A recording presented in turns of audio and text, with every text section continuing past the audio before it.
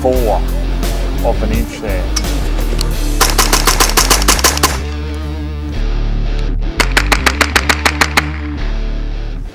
Hey guys, and welcome to Ozzie Reviews. Today I'm checking out the Kriss Defiance DMK22C rifle.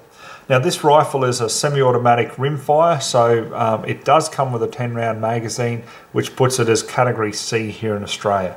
So that means that it's restricted to people like myself, primary producers, feral pest controllers, collectors, and naturally dealers.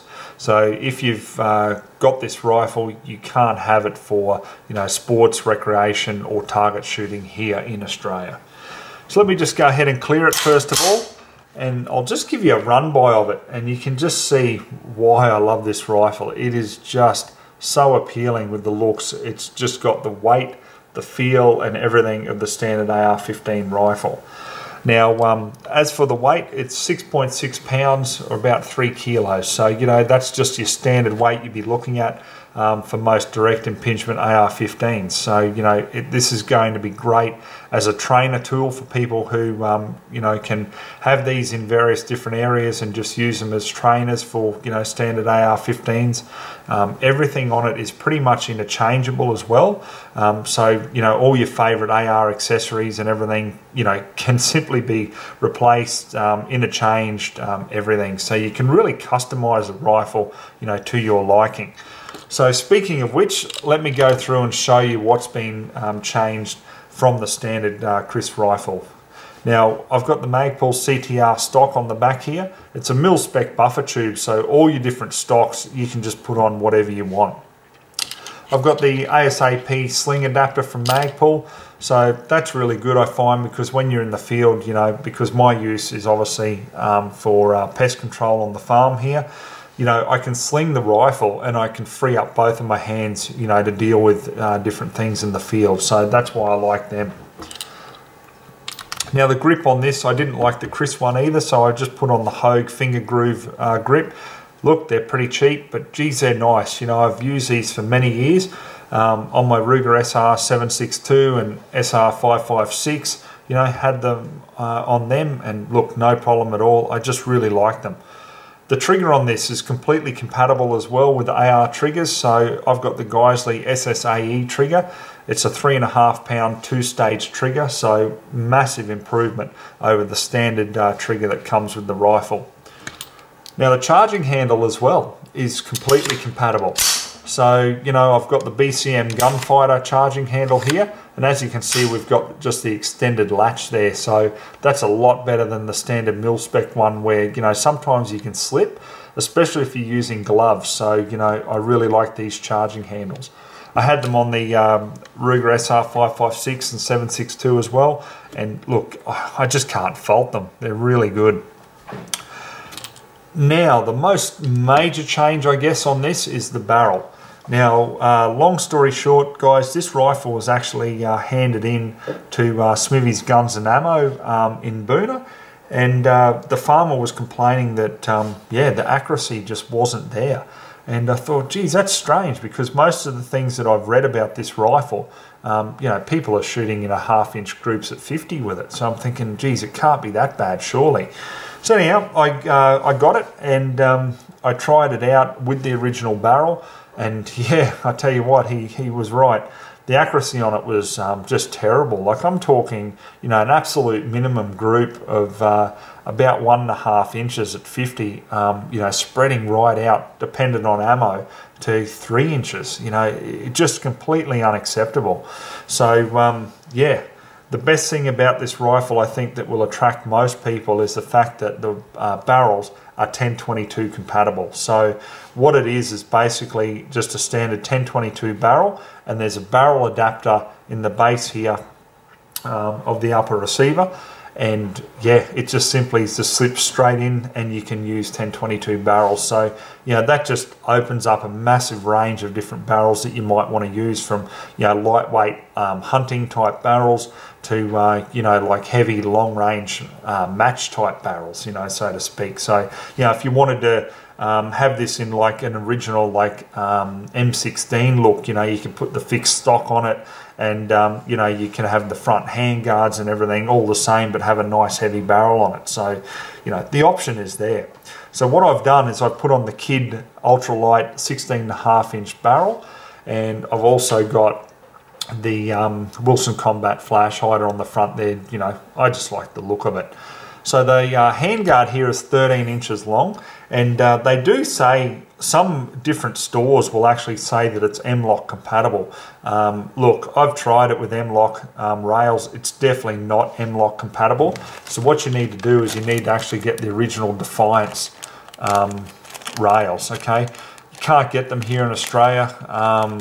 You know, I bought this in the US, so yeah, that's what you'd have to do. Other than that, if you don't like the handguard, I mean, look, you can replace it because it'll just be completely compatible with standard AR-15 handguard. So if you want shorter, longer, whatever, you know, free float like this or two-piece, you can change it out to your preference. So this is the original 10-round magazine that comes with the rifle. So when you pull the charging handle back, just like the actual centerfire, you've got the last round hold open. So when you take the magazine out, it remains back just like the centerfire version, which is just fantastic. On the flip side here, we've got the bolt release. Everything's in the correct position. So bolt release there. We've got the safety selector, so we've got safe and fire. Everything is just standard. So, you know, perfect. You know, if you were using this as a trainer, you couldn't get any closer to the real thing. Now, speaking of that, guys, I want to just clarify a couple of things here, because I'm sure there's going to be people who are wondering this. You know, can you convert this to a 223 AR-15? Well, no, you can't. This has been built from the ground up, even though it's mil-spec and compatible with virtually all of the accessories of a standard AR-15. There's some things that really prohibit you from converting it, okay? So first of all is the mag well here. Now, when you break the upper and lower, you'll see here that the bolt catch is different, okay? It's got an extended piece on it here, and that's part of the last round hold open feature. So if you try to get a centerfire 223 AR mag and put it in here, it won't seat home, it won't stay in, it'll just fall out, okay? Also too, the buffer at the back here is solid, as you can see there, so you wouldn't be able to put a buffer spring in and buffer. It just won't work. There's no feature for it. And also too, at the front of the upper receiver, there's no hole or feature there for a gas tube. So this obviously is a blowback, being a rimfire. Yeah, you just couldn't run a 223 through this. It's just not possible. So yeah, it is built from the ground up to have pretty much the look, the feel, everything of the AR-15 and the compatibility. But no, you can't go converting it. So, you know, this is what it is. Okay, so I'll just show you the bolt a little bit closer for those of you who are interested. Now obviously it's got to function as a blowback action, so we don't have a gas key or anything at the top there like the centerfire bolt would. So it just pushes backward and forward from there. Being a rimfire, I've upgraded the actual firing pin, so if you own one of these you'll probably notice that it's a different colour. Now basically it's titanium, this one, so I got this from the UK, from Valmont Firearms. They make custom firing pins for the Kriss Defiance. Now why I did that, guys, because it was pretty expensive. It's about $100 by the time I paid for you know, the firing pin and the export and the exchange rate. But at the end of the day, you're not going to get parts for this firearm readily available in Australia. So, you know, you've got to make sure that the parts you do have are very good quality and you're not going to have them breaking on you down the track. But anyhow, that's the bolt there. As you can see, it's nothing like the centerfire version. Now, magazine-wise, guys, I just want to add too, it is compatible with Smith & Wesson 1522 magazines. Now this is a 10-round limited full-length magazine, so I had this left over from my old Smith & Wesson 1522, and yeah, it's got a metal piece in it here, so it restricts the follower from going down lower than loading, you know, more than 10 rounds. So yeah, you've got the look, but obviously it just doesn't hold the full 25 rounds. So when you insert the mag, it's got a bit of movement here, okay? Now, the funny story with it is, believe it or not, when I had the original Kriss barrel in this rifle, works perfectly, you know, obviously with the original magazines. As soon as I put the kid barrel in the rifle, I had jams galore with this magazine. But the Smith & Wesson magazine functions flawlessly with the kid barrel, where it didn't with the original Kriss barrel. So, yeah. Work that one out. It'll just simply be, you know, the angles of the actual follower, and I'll just have to put a bit more time into it.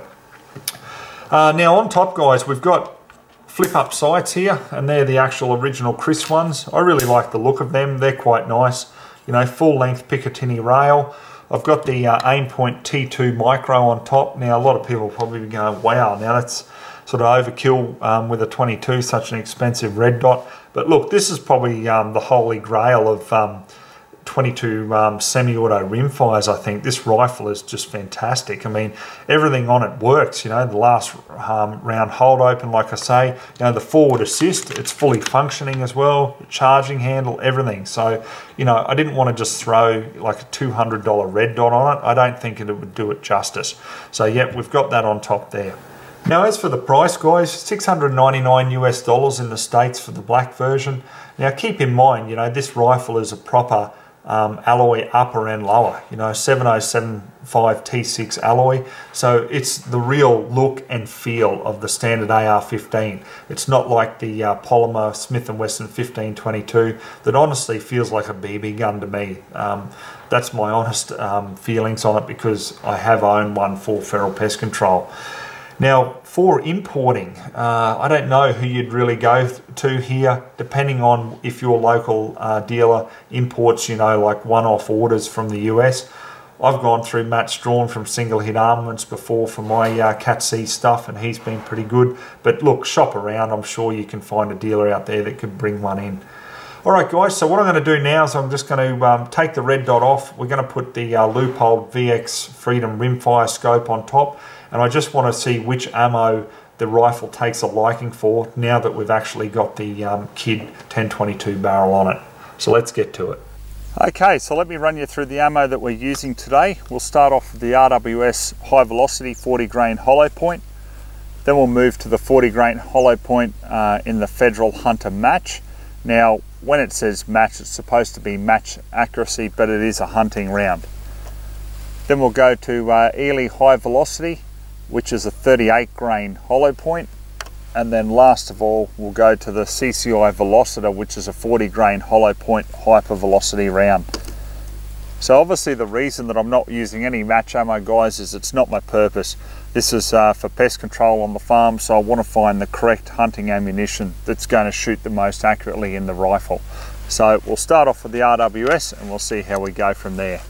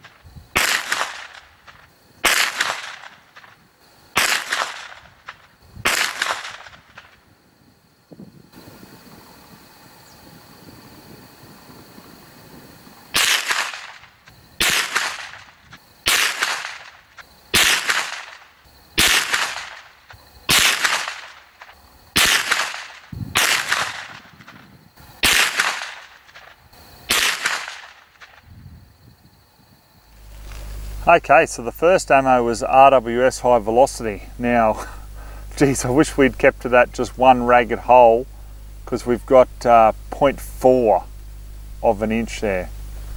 But we've had one little flyer there, so we've got to measure it the way it really is. So we've come in at about 0.7 of an inch. Now when we come down to the Federal Hunter match, a little bit of spread there. So it's brought the group out to about 1.1 inches. Then we come up to the Eley high velocity.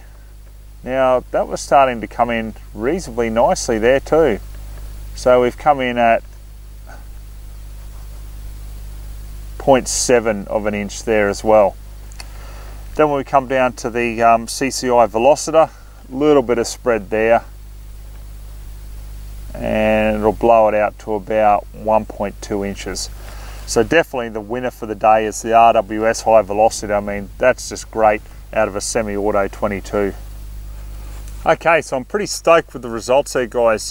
You know, if I can get it into about that half-inch group, and let's face it, 9 of the 10 shots of the RWS was certainly into that.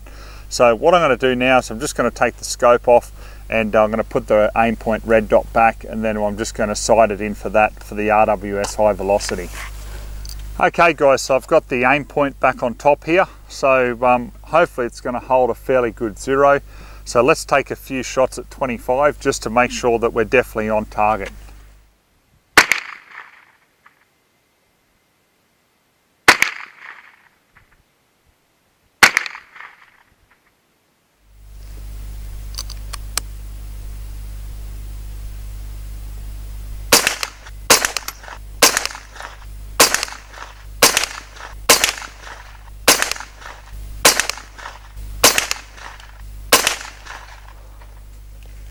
Okay, so I can already see there, that's a pretty good group. So what I'm going to do now is move the target back to 50 and see where my point of impact is there.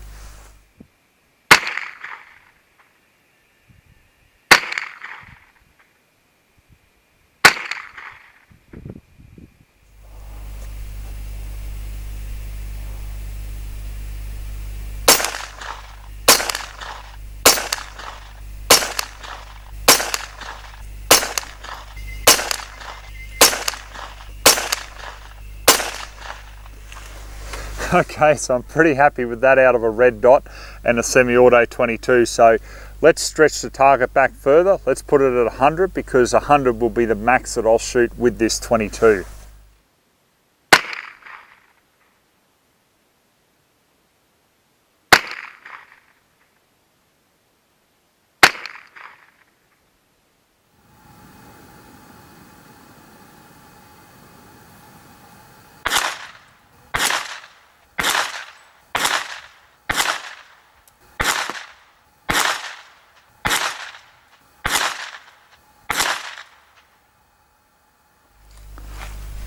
Okay, so the first shots here were at 25 yards. So we got 10 shots into a beautiful 0.3 of an inch, and you wouldn't expect anything less.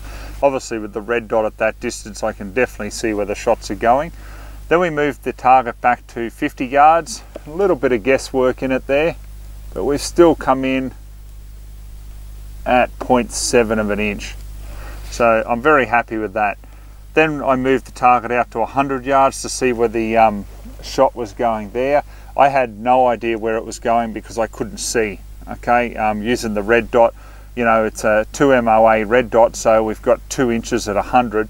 So it was pretty much taking up all this here. So I was pretty much just trying to aim center and keep it as steady as possible.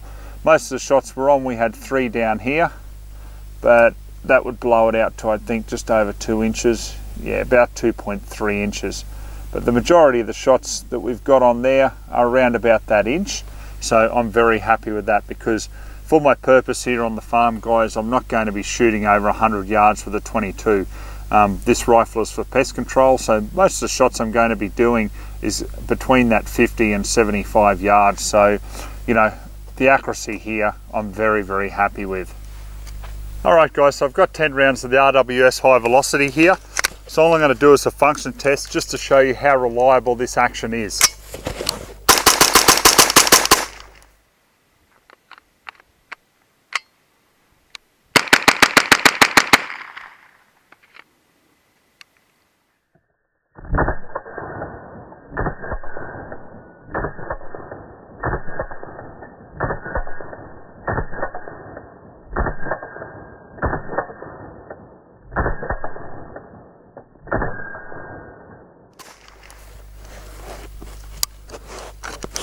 So as you can see there, you know, it performs flawlessly. So I'm very, very happy with it. Okay guys, I'm going to wrap up my final thoughts on the Kriss Defiance rifle. Now, the biggest dislike, I guess, is the original barrel. You know, yeah, what a disappointment. You know, I'm sure I just got a Friday afternoon firearm there, but you know, being here in Australia, it's not like you can just return it and get a new one. So, you know, that's why I had to put this kid barrel on, and honestly, I'm really happy with it. I love kid 1022 stuff. On the advantages of this rifle, I mean, you know, if you want an AR with all the features, you know, just to be able to change everything from like ambidextrous safeties, like selector switch, the trigger there, you know, charging handle, stocks, you know, forends. This is probably the ultimate toy, really. So, you know, very happy with it in that aspect. I'm going to have to play with the original mags there and just look at the angle of the follower there to try to get some compatibility, because it just doesn't work well with the kid 1022 barrel. One of the biggest things, you know, with this rifle that I find is a massive advantage is just being able to break it down, you know, the upper and lower, because you can just pull the bolt out, you know, give everything a good clean, and it's very quick and easy to do. Where, you know, for those of you who have had or own 1022s, you would know that, you know, it's a bit of a pain to undo everything. You've got to pull out that trigger, then you've got to get the bolt out to be able to get in and clean behind everything. Where obviously with this, you just don't have that problem whatsoever. So yeah, I'm really happy with it. I'm happy with the accuracy, you know, just with the red dot. Obviously it's dependent on me very heavily, but I'm going to definitely get out and use this for pest control on the farm. So if you'd like to see a few videos of that, please give this a thumbs up, and I'll see what I can do. Okay guys, that's it for the review. I hope you really enjoyed it. So till next time, we'll catch you then.